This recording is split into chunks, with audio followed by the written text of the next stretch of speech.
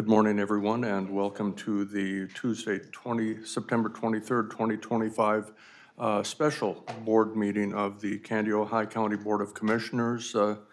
This is a single-purpose special meeting solely for the purpose of discussing and approving the 2026 preliminary budget.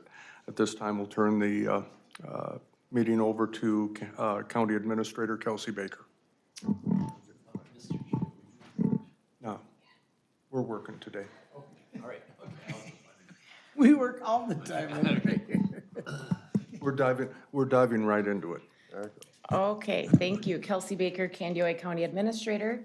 As the board chair mentioned, today we'll be discussing the 2026 budget, and at the end of today's work session meeting, we will be asking for a resolution to approve that preliminary budget, whatever the number that is. And so when I wanted to put in kind of what we went through with our strategic plan, and one of our strategies is progressive leadership.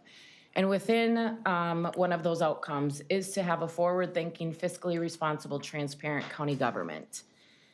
And then one of the goals is what I think we're all trying to work towards, staff and having those quarterly finance meetings, providing more in-depth information for the board, is to strengthening fiscal responsibility and transparency by reviewing the budget process to improve efficiency, public understanding, and prudent use of taxpayer funds. And so I think by doing more of these work sessions and having financial quarterly meetings will help the public, the commissioners, and the staff understand the Candido County budget in more depth and transparency. And so the next slide just kind of shows the overall 2026 budget, where the percentage of funds go. You can see the general fund has the majority of the budget at 54.96. This also includes payroll and benefits, which we have a slide on later on that kind of goes over what percent of the budget that really is. As you can see, it lays out the funds that we talked about: the Health and Human Services Fund, the Road and Bridge Fund, and then we have capital equipment. These funds are required under government accounting as well. And so at a later date, maybe a work session, we can talk about that. But these are listed out by funds. And so we're kind of really gonna get right into the weeds right off the bat today. And so kind of to go back in time, last month, in August, we had our first work session. That was a joke. Lighten up today. Our first work session. And that was coming in with an 8% levy. We talked about that budget. We went through some more changes. I met with Karen, our CFO, to kind of go over some reserves and what we feel comfortable. We worked with Road and Bridge. We worked with Health and Human Services, reviewing our different reserves, restricted, unrestricted, looking at where our reserves accounts are coming in at. And we did realize that after option one that we could go down a little more, and that brings us to option two. This was presented in September, coming in at the 7.1. This is using the general fund reserves and our landfill reserves. Staff do feel comfortable with the 7.1. However, I'll keep going into the presentation. We'll discuss this a little bit further. But where we feel comfortable with this is because our audit for 2024 will be presented to the board the second meeting in October. We're using 1.15 of reserves at the 7.1. Once we get that final audit, we can then adjust if needed. It's a balancing act. We don't want to spend down all of our reserves and deplete them, but we also want to use a healthy amount. And what does that healthy amount mean to the board? Where's that sweet spot? And in discussion with staff and myself, our sweet spot is using somewhere in between 1 or 2 million. 2 is on the top. 2 is really top. But if we come in at option 2 or 3, we're coming in at 1.6, possibly 1.1 or 1.6. And so we have some wiggle room in there. But it's what does the board feel comfortable with the upcoming things that are happening. And so where staff is recommending option 2, the 7.1, is because of the audit that's coming up in October, that we would like you to hear that presentation. Think about that. Then we have the final audit, or the final approval in December. Using reserves strategically and flexibly can really help us as well when we look to the future of using our fund balances. Our interest income is very strong right now, but that will be adjusting in the next few years as interest rates potentially drop. So going to option 3, that's where we're coming in at the 5.8%. That's using the 1.6 million in reserves. So that's pulling again, general fund reserves and landfill fund. This would be getting us more comfortable with how we're gonna spend on our reserves using that 1.6. You know, we look at long-term investments. Staff do feel comfortable with this 5.8. However, we would stand by the option 2 just because of the audit that's coming up in October. This tacks on some more reserves, clearly, the adjustment, using more landfill reserves than the general fund. And so it's just finding that balance. So then if you keep going into the next slide, we look at our levy history. And I think this has kind of been brought to your attention a few times, so we don't have to go over this one so much in depth. But when we go to the staffing levels and wages, this is where, when we say the general fund is the major part of the budget, with 445 staff, and this is a generality with the part-time and the seasonals, we're about 45% of the budget that goes to payroll and benefits. And that's a high percentage. And so when you look at our full-time wages for 26, it's 38 million. But then total 45 million for the payroll budget. And so we have staff that are our biggest assets. And we want to ensure that they are following the strategies that the board set forth in our strategic plan on providing progressive leadership by providing the right tools and resources for us to do our job. And in return, if we can do that, we can find that sweet spot in creating efficiencies and workflows within the systems. And so I think that's important because our staff are important. And we have a lot of staff, and that's good. We have constituents that need these services and resources and tools, and we are here to help them. But on the flip side of that, our staff are our biggest driver for the budget. So when we're looking at this levy, that is also a piece of the puzzle. And then going to the next slide, this slide was in your audit presentation last year. This is from the 2023 audit. So not 24, 2023 audit numbers. And at the top line shows our months of coverage. As discussed, Doug Host has been here, the state auditors have been here for presentations. Where they recommend our months of coverage is 3 to 5 months. And you can see our months of coverage grew from 21 up to 23, basically, at the end of 23. So it increased 0.06 months. And then if you go to the next slide, this is the 2024 unaudited numbers. So we'll see our audit numbers October 21st, if I'm correct on that date. Then if you go to where it says fund balance as a percentage of reserves, you'll see the general fund has 64%, 77% for road and bridge, 57% for human services, and 304% for the building fund. These are broken down. If you go 2 down, where it says 5 months of expenditures, that's where we would have, the 5 months of expenditures is that 18,896,725. and 725. But then if you go back up, that's where we would need to be for the 5 months. But then the total unrestricted fund balance, the fourth from the top,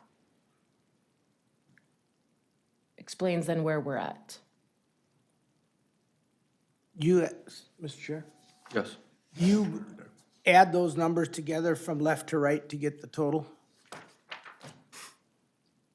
Sure. Right. Okay. But the total,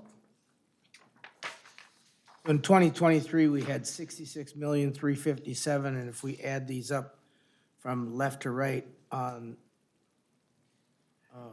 you said the fourth line, total unrestricted fund balance, add them up left to right, then we'd get similar number to the 66,357.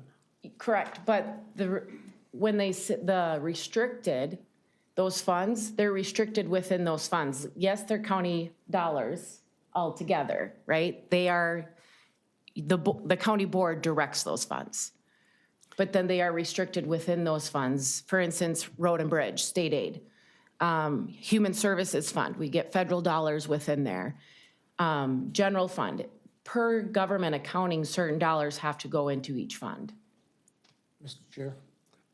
So in, going back to the previous year, in 2023, that's 66,357,000. Does that include or does not include some of those restricted funds? I'm trying to compare apples to apples here. It's the unrestricted fund, so it's restricted and unrestricted.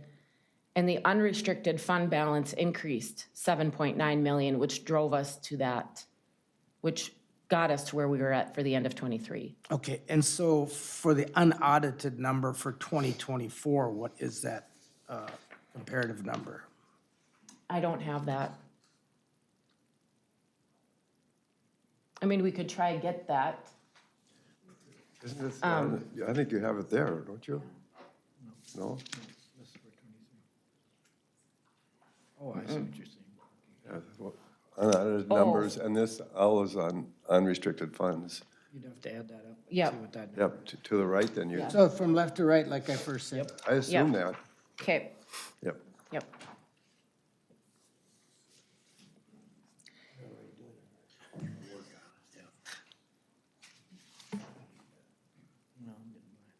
So if we go to the levy recommendations, as stated earlier, the staff recommendation for the preliminary levy would be the 7.1 with a goal of lowering for the final levy in December. Like I said, staffing still remains one of our biggest drivers. Competitive wages are critical when we look at recruitment and retention. But I will, applaud the board, and as of January 1, 2024, you approved that work. And so I do feel, and admin feels comfortable with, staying where we're at. However, workforce challenges and investments do keep increasing.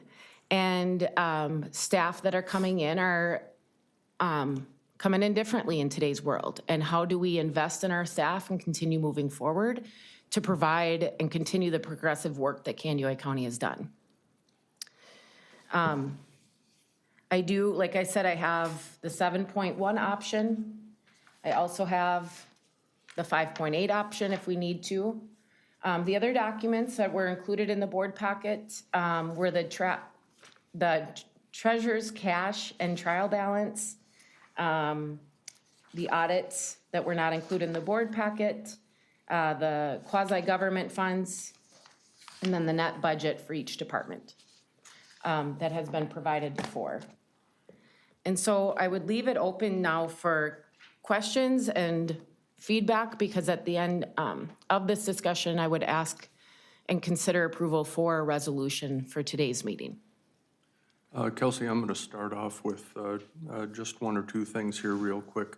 If we're looking at the current slide, and it talks about the use of revenues, or use of reserves, excuse me, landfill purchase. This was because we did purchase that property. My understanding was that we were maybe thinking that we probably shouldn't touch any more of those landfill reserves, but that's what we would be doing if we went to the 5.8. We would be including some of that in there. And so just so everybody knows that, we would be impacting those reserves a little further. And then can you talk a little bit about this line that says technology upgrades? Because I think, and you mentioned this, we need to be looking at all sorts of different efficiencies as opposed to maybe just adding on or piling on new FTEs. There's got to be a better, smarter way to leverage technology to do our work. And can you kind of talk about that a little bit? Well, I think it's the investment in what the board recently approved with CaseWorks within Human Services on that workflow.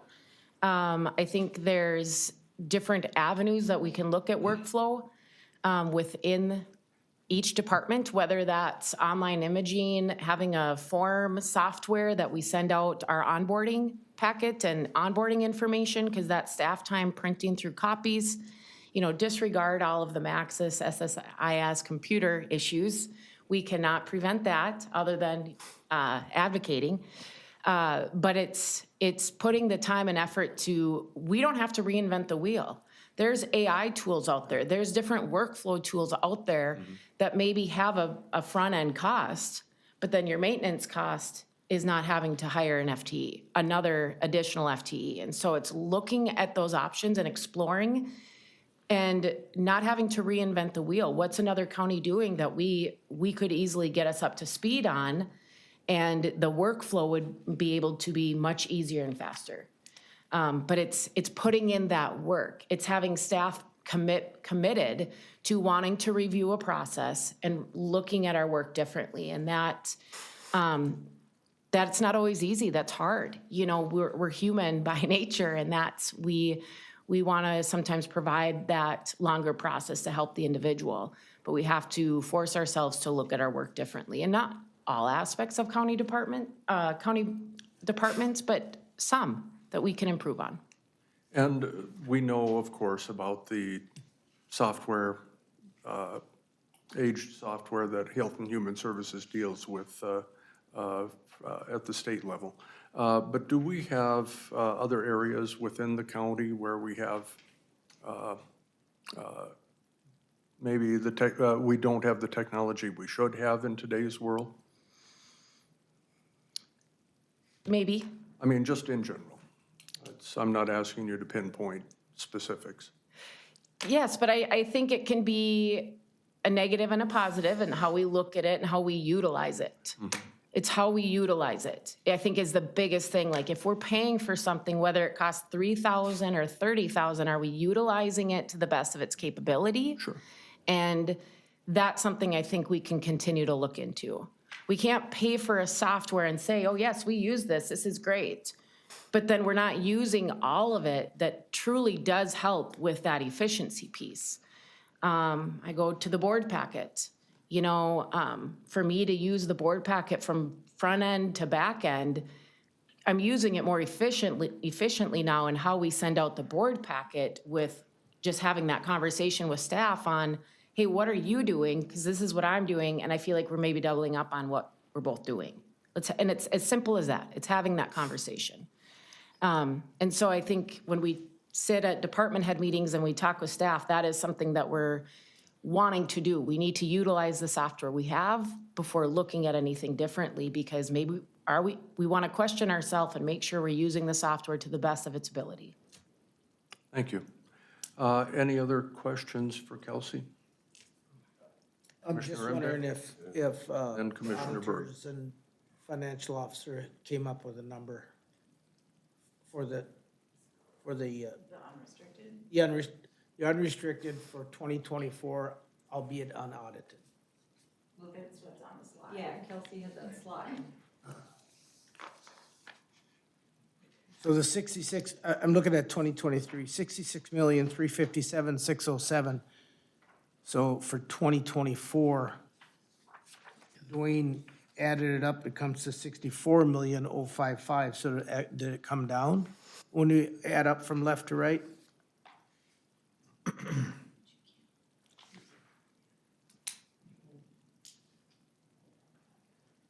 So you're wondering from 22 to 23 if it came? No, or no, the unaudited, in October, when the when we'll have the audit, what number will they report as they did in 2023, where we had the fund balance of 66,357,607?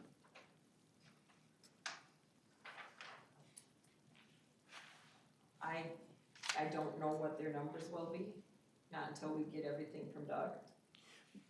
Yeah, but you have a number, I assume, that you give to Doug for auditing purposes? No. There is no magic reserve total.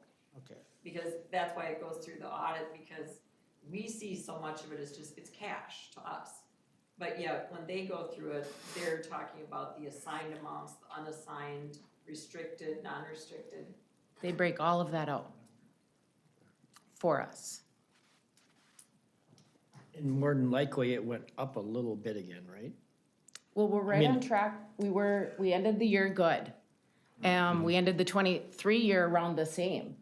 I would say that was something that, It's kind of sounding like 24, there's not going to be a huge change. It stayed pretty much on target with what it has been. That's kind of how I was taking it. Okay, thank you. Commissioner Burke. Thank you, Mr. Chair. Just a couple comments, and thank you for sharing your concerns about the staff, and that's, you know, all about the budget. It's about the taxpayers and the property taxes, but it's also that we keep providing the good services that our staff provide, and we're certainly trying to do a good budget, you know, for everybody. And the primary person, of course, is the funding of their levy, and that's really a concern. But staff is important, and I'm sure we're going to work hard that we keep our staff. We have great staff, so I totally support you on that. And also, I want to thank you. This is one of your most important jobs you have, as this is your budget that you're giving to us. And I appreciate very much the staff is very comfortable with this going forward, and they had good input, and they worked really hard about this. And I know you're working hard, and this is some of the best information we've seen in the last couple of years about the numbers and the packet and making a decision on the budget at the board. And so I really want to frame it in the sense, we're trying to do a budget that will work for everybody and for the taxpayers as well. And I think we're just doing that, and I just wanted to just state all that. I did have a couple of questions. I'm really liking the 5.8. I was hoping for 5, but I think at this point, you know, there's ways to do it. And going through the budget, and I even spent some time last night thinking about this a whole lot too as well. And thinking that if we do have to go into reserves to keep it at 5.8, that's we have to do that. And that's what reserves are for. And, you know, in reference to the salaries, you know, just thinking of staff, that, you know, that is really about the, you know, close to 7%. But as we all know, you know, that some staff generate revenue. And it's really hard to break out then what other levy dollars are we using for other things that are not going to staff then. So, you know, if we need to cut the levy, we certainly don't want to cut staff, because we also cutting revenue in some areas anyway. So we have essential staff and non-essential staff in other aspects as well. But I'm looking at the budget, and there really are a lot of different areas that we could have options. And I'm not sure just taking it out of the landfill or whatever would be an option either. Because some of this is predicting, you know, we're predicting what funds we're going to have as far as revenue coming in, say, from the jail or from the landfill. We're predicting those funds. And the bottom line is we come up with a levy, and at the end of the year, it's not, we're short of funds. It's going to have to come out of the general fund somewhere, and we have to do that. And I think we can do that, but I think at this point, we got to kind of set a reasonable levy that, since we had a large levy last year, which was a good reason, we had to do that, and we passed that, and I think we're not looking too positive about after next year what's going to be happening, and that's one reason I think we're talking about maybe the 7-point-something levy as we go forward. But I think at this point that we'll address that issue. I think the staff has done a good job trying to predict what the expenses would be next year with the state and the federal government coming at us with some major changes. But most of those are coming near the end of the year, and we get to that budget and we're surprised. I don't think we should be collecting levy for that purpose. I don't think I hear you saying that, but that's one of my concerns, that at that time, we've got to prepare everybody. Next year is going to be maybe a bigger increase than we're having this year. And I want to try to keep this year's down as much as possible. Thank you. If I may, and that's where I think you bring up that good point with that 5.8, and that'd be then using that 1.6, which is still a healthy amount of reserves to use. And so, you know, like we said, our recommendation would be that 7.1. But if you're feeling comfortable and you're hearing from your constituents that 5.8, that's an option. I put it on there for you as an option. But if that's the route you go then today, I just want to be mindful of that we're using that 1.6 million in reserves. And that it can't go up then if something were to happen towards the end of the year, but we have healthy reserves. So I appreciate you making that comment. I did have one follow-up question, if I may. Yes. At one of the other work sessions, I believe it was, we were talking too, in reference to capital improvements, continuing some of the expenditures there. And somehow I had in my mind that most of those capital improvements, we used to always take that out of the reserves or the money set aside for that. And so then if we put those on the levy as not a budget item, that means, say, we want to repair something in one of the buildings, we put that in the levy.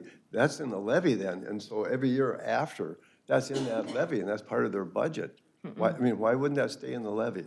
If we have to, It stays within the levy, it doesn't stay within the budget line. That okay, budget but it's line might still on the adjust. levy, then where'd that money go then, the next year? If it's unspent within the building fund, then it goes into that reserve bank And it goes into reserves. It So would stay by, in the building fund. fund. Yep, stays it within the building fund. but that'll keep building then possibly every year, because it's going on the levy, there's gotta be some point.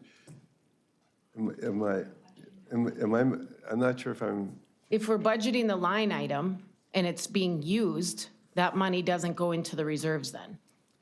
That's being spent.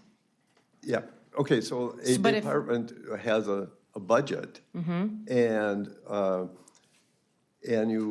they have a need this year for that budget. If we increase levy for that need, then that's in the levy and the taxpayer pays that every year forever, basically. And then if they have a budget, then, and so that's, in my mind, should be part of their budget then for the next year, that yes, you have to do these things or do that.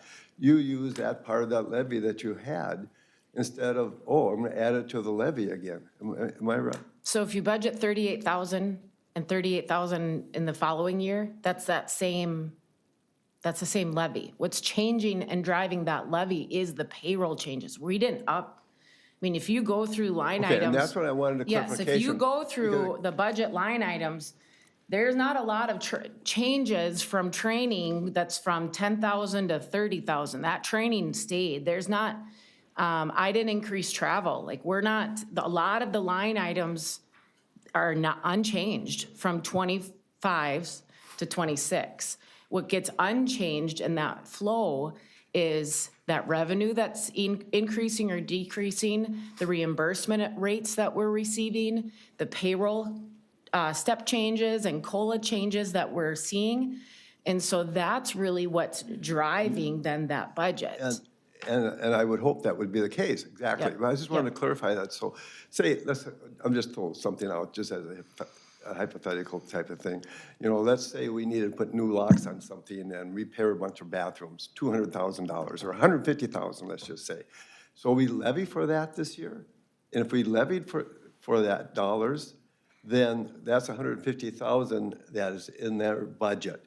So then next year, if there's a need to do something else or fix something else, that would come out of that money because it's still part of the levy, right? Well, when you do the budget, if you budgeted 50,000 this year and that's what you used, you wouldn't automatically have that same 50 next year. It would be adjusted as to, oh, we need a new roof on something, it's gonna be 100,000. But that same 50 is there available then coming from the taxpayer again. So where does that go? I mean, the levy's there. It's not automatic, though. Each year's budget stands on its own. But my taxes go up every year and everybody's taxes go up every year. So every time we increase the taxes, But like the you're levy, saying, that's then that stays there someplace. then? Well, it's driven more by the payroll changes than the one-time things like you're talking about. Okay. Those one-time things are on that budget line for this year. If we don't need it next year, that budget line is zero. And so where you're feeling that it still goes up is because some of these other things are going up and kind of absorbing what that is. But that same $50,000 in your example is not on the budget that year. We budgeted for it this year, we did it, next year that budget line item is zero. It gets a little bit more complicated, I would think, for you to track all that for, to be able to say, okay, where are these dollars going this year, And because the question was, the dollars that Well, are you- not going to salary, where are those levy dollars going? You do other approve things. those every other week. That's Yeah. the warrants. But it all, isn't all, so how much in which areas that, it's really hard to figure out. But it is, It is, okay. But that would be, I think, where Kelsey's meeting with the department heads Right. many times in the budget process. They're telling her what we've got for projects that will be coming up in Yep. '26. It's anticipated it's gonna be $500,000. So that's what's put in the budget. Mhm. And then every year, the same process. But, yeah, and that's part of the budget process. It should be that, Yeah. Yes. Maybe this isn't apples to apples, but we, for example, we levy for elections, but we only have elections every 2 years, so there are years where there's a minimal amount levied, and then for the election year, then it's increased. It doesn't just automatically roll over from year to year. I think Didn't that's how roll I was over. understood what your. yeah, initial you're using those concern. dollars in for something else, to help keep the salary, cost of living increases down or whatever, what you're telling me. And yet, some of our salaries, we levy for too, as we go on. What I'm trying to say, it's really hard to track the dollars as we go through this, increase in levy. Commissioner Dwayne Anderson. Yeah, so I want to keep the levy low if we can, but I also want to go with what the staff was recommending, and, because I think it's a little early yet, I want to see those audited numbers to see how that comes in, and knowing that we can come down, and hopefully we can, I'll feel more comfortable at that point to make a different kind of adjustment. And I'm going, Commissioner Dale Anderson. Well, just piggybacking on what Dwayne said, I actually have went out and asked a bunch of people since I got this presentation, where do you guys want your levy to be at? We have 3 options. Where do you want it to be? And, kind of surprised that people do understand a little bit what we do and as far as this. And I actually have gotten a lot of people that have responded, well, don't squeeze it down too far now until you know what the end of the year is gonna be. So I agree with Dwayne. I'd like to keep it probably that middle option. And we can always lower it down in November or December, and I think if we can, that would be great. I mean, I think that would be the best thing we could do is get it down to that 5.8. But for right now, I think that's our best option is to stay in the middle and see what happens. There's a lot of unknowns out there, so I think that might be the way to go. But it is interesting when I've asked people how some people do definitely keep track and they do understand a little bit what's going on. So it's good to ask your constituents a little bit too. I think that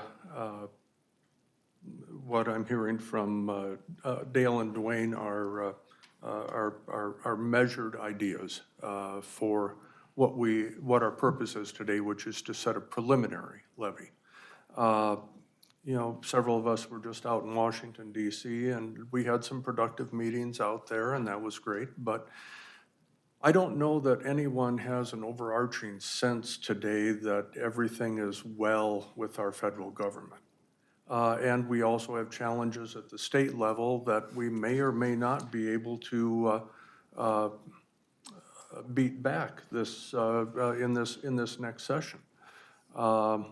So I'm, in an ideal world, we have the 5.8, and that's great. I would be happy with the little bit of wiggle room, but that's also not a hill that I'm going to die on, I guess. You know, if a majority of the board wants to go with the 5.8, then that's what we do, but just know that then there's not going to be a lot of wiggle room when we get to December. Commissioner Imdak. Thank you. I couldn't agree with you more about the uncertainty and the nervousness of that. But most of those cost shifts, and I think that's what you're referring to, were in health or human services, actually. So we're talking Medicaid primarily and SNAP, and both administrative costs and then penalties if you don't reach certain goals. But I thought Caroline made it really clear in one meeting that we weren't preparing ourselves for that at this point, that this budget didn't have anything to do with preparing ourselves.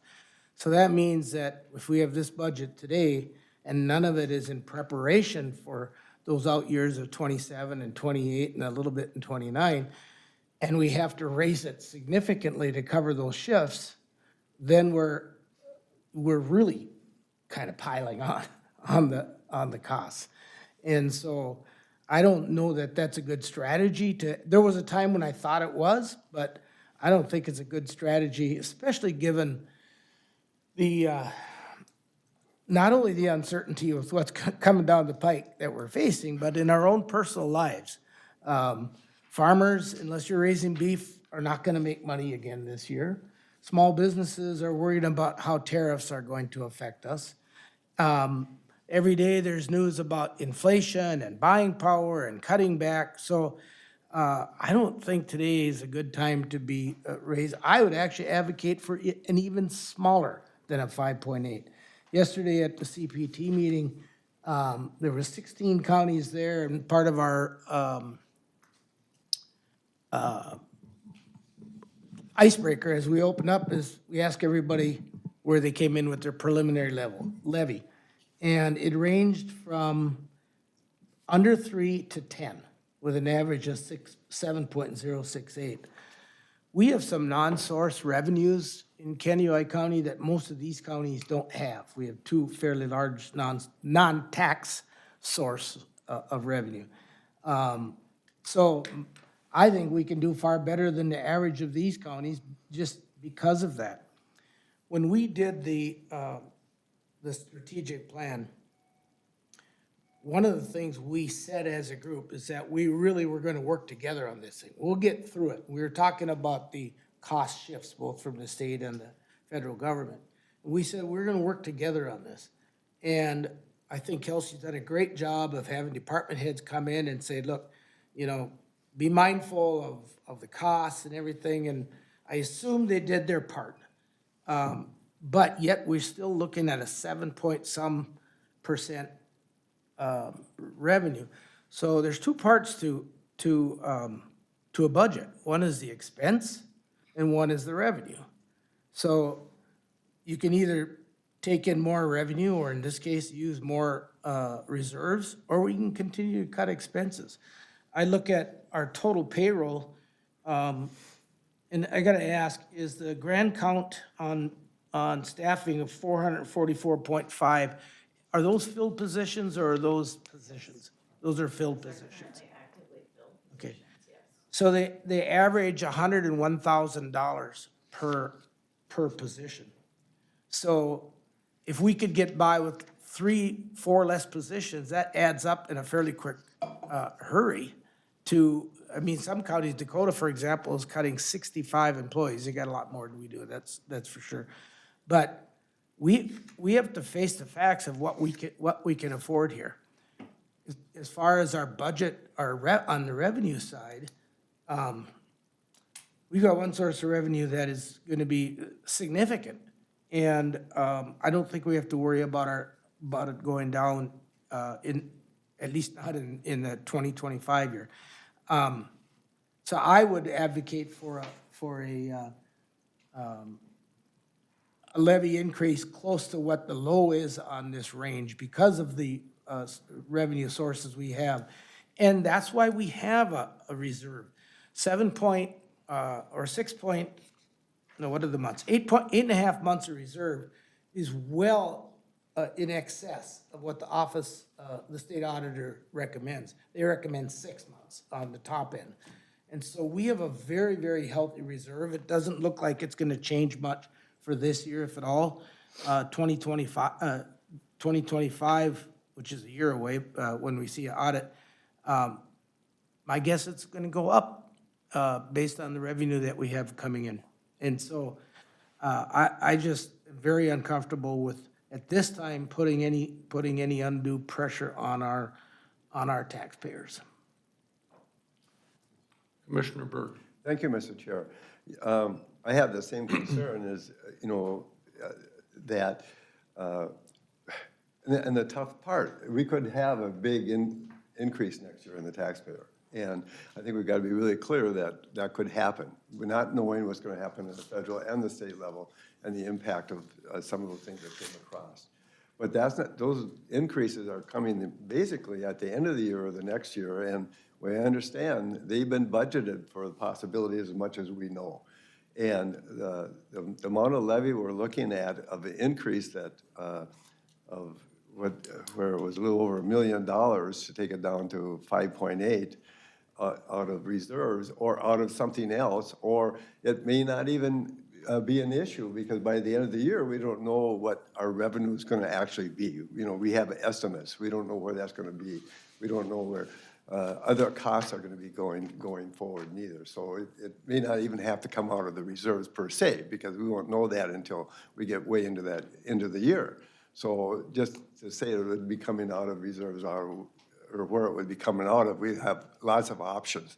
With over $100 million budget, this is really not that big a part to lower it down. But also, I think it's a good idea to do it because I personally, maybe it's not a good analogy, but as my own individual finances, knowing next year there could be some great inflation taking place, I don't take out a loan now just so I have that so it doesn't hit me real hard. And I know our levy isn't a loan because we don't pay it back, but we are going to the taxpayer. And that's just one part of our income. We have a lot of other income coming in as well. So I don't think it's unrealistic to do that, but I do think that, I say that knowing that the levy could go up a lot and the taxpayers would feel that impact when we do the budget next year for the following year. I'm sorry, Gail? Dwayne first and then Roger. Okay, thanks, Mr. Chair. So I don't mind using the reserves. I just don't want to use it all up in one year. And that's my big concern. And we have a lot of uncertainty still. We do have our unaudited numbers here, but that can still change between now and what the official numbers are. I just want to give us some time yet. And that's why I'm supporting what the staff is recommending. And they can come down. We've come down a lot, and they've done a lot of great work. I mean, when we were first talking about this, we were talking double digits, and it's come down a lot. It's down to, what they recommend right now is 7.1. They think they can maybe get it to 5.8, but I just want to give them some time to kind of work through it. And I just don't want to dig into the reserves a lot. We got a couple years ahead of here where we're gonna be maybe digging into reserves a lot more, and we could end up with a lot more levy budget increase, and I just would like to keep some of that for the out years, so that's why I'm advocating for the 7.1. Roger, can I ask you to hold that thought? I've got a request for a recess. We will take a 5-minute recess.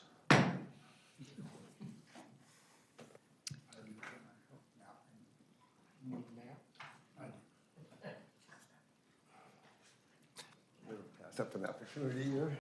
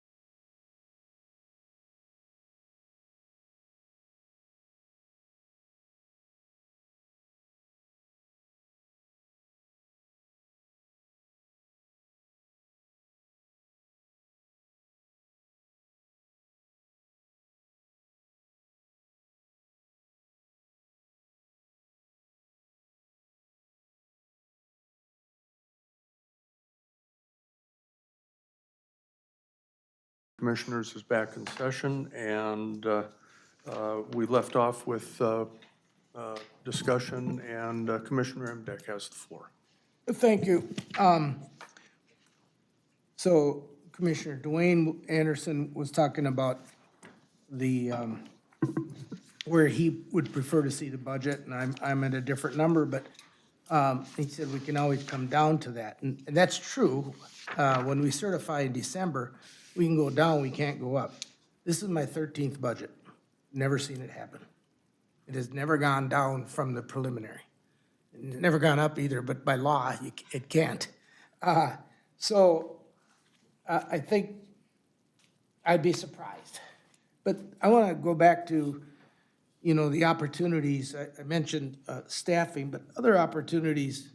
So by the time we get through the first quarter in our business, and certainly through the first 2 quarters in our business, we pretty much have a trend. We know about where we're going to end up. Last year I was in scary. I was within 0.5% at the end of the year, where I thought we'd be at the end of July or June. And so if the number is going to go down, and I know it's going to go down for us this year because I know where we're at the end of the half year, we start making adjustments. You know, that piece of equipment that, or new computer that we might have considered buying, or a roof that ultimately needs replacing at some time, maybe we buy another year out of it. And we postpone some of those purchases into the next year. And so, I mean, even in the building budget, there's a lot of work that is planned in this year's budget, and I think that there's an opportunity there to reduce some of the costs.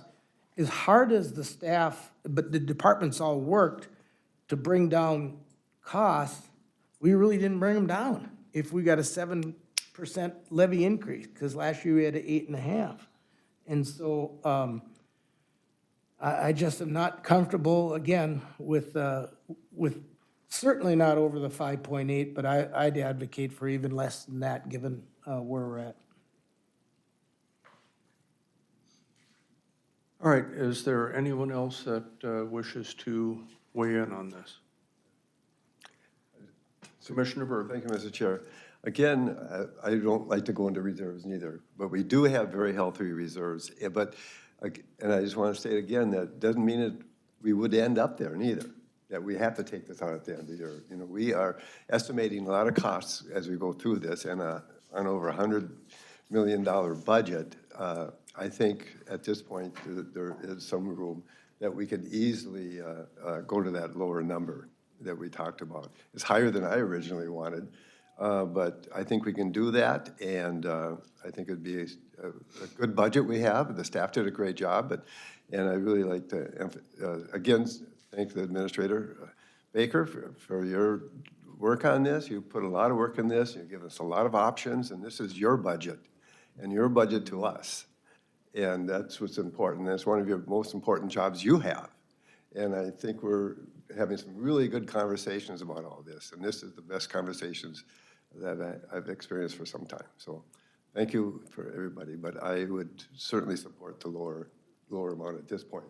Because overall, it's a lot of money, but I think it's important that we not put this on the levy at this point. Any additional if we have to.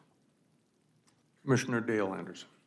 Well, I want to thank staff and Kelsey. I know that you guys have done a lot of work on this, and it is great numbers, and it is nice to be able to see this. And maybe I want to be able to prove Roger wrong that we've never lowered it, but I would really like to see what that audited number is and maybe make it a challenge for you guys to get it to that 5.8 by December. I agree with them. Things are tight. Everybody is getting tighter and tighter, and it's a big concern. But I just have fears that if we shouldn't get ourselves squeezed right now, but maybe it's a challenge to get us to that 5 or 5.8 for December, so we actually can put it at that number. Then I don't argue with what anybody is saying here, that you know, maybe there's places we should cut, or maybe there's things that we could do different, that we could lower it more. But I just, my concern is we do have that ability to lower it at the end, and maybe we need to be the first year to lower it and do that 5.8 or 5%. So that's kind of where I'm still at, is I'd like to leave that wiggle room until we see that audited number and see what the end of the year is getting closer and where it's at. But maybe it is a challenge to try and get it to that 5.8 or that 5% at the end. And that's my thoughts and my hope that we can get it down there. But I know that there's already been a lot of cutting and a lot of different things done to try and get it from, at first, I think numbers I had heard way back when Kelsey started looking at this is 14%. So we've already cut that in half. So I think there has been a lot of work already done, and maybe if we can find some more things that could be changed or done different or more reserves used, then we could get it to that lower number. So do I hear a resolution in there somewhere? I could do that. I can do that. Do I have to read it like it says? Well, just, if I may, Mr. Chair, the resolution 2025-33 in the third bullet, if that's gonna be the case. But I do have the other number, if the 5.8 is the resolution too. Oh, it is in there that way. Okay.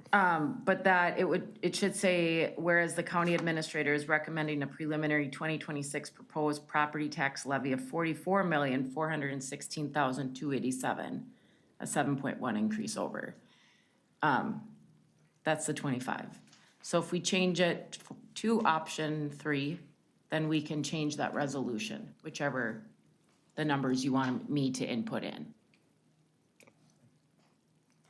Mr. Chair, I move resolution 2025-33 with the number that Kelsey just put in there at the 7.1. Okay. Thank you. We have a motion on resolution 2025-33. Is there a second? I'll second that, Mr. Chair. There's a motion and a second for the resolution setting the preliminary 2026 levy at 7.1% increase over the 25 levy. Discussion.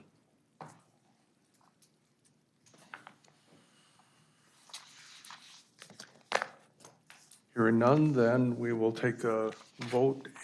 All those in favor of the... Mr. Chair, let's do a roll call vote. We certainly can do that. Commissioner Emdeck, No. Commissioner Berg, No. Commissioner Dale Anderson. Yes. The chair votes aye, and Commissioner Dwayne Anderson. Aye. We have 3 ayes, 2 nays. The resolution passes. That concludes our business, yes? All right. Then, since that is done, and we will have the meeting in December then to set the final levy. So this isn't the last word on any of this. So with that, we will adjourn.